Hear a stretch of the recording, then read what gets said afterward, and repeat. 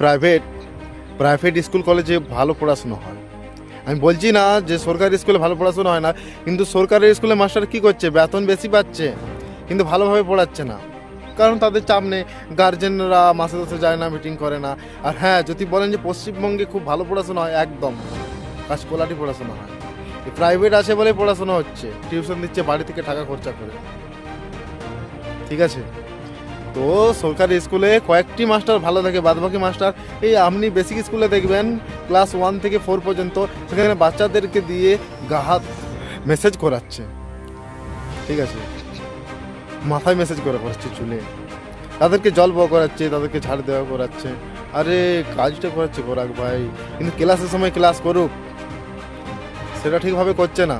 আপনারা অনেকে দেখেছেন, আপনারা অনেকেই পড়াশোনা তো করেছেন, আপনারাও দেখে থাকবেন কীভাবে মাস্টাররা কী সব করে, ঠিক আছে। আমি আর কিছু বলবো না। পশ্চিমবঙ্গে পড়াশুনো খুবই খারাপ চলছে এখন, প্রাইভেট আছে বলে পড়াশুনো হচ্ছে, আমার দিকে মনে হয়।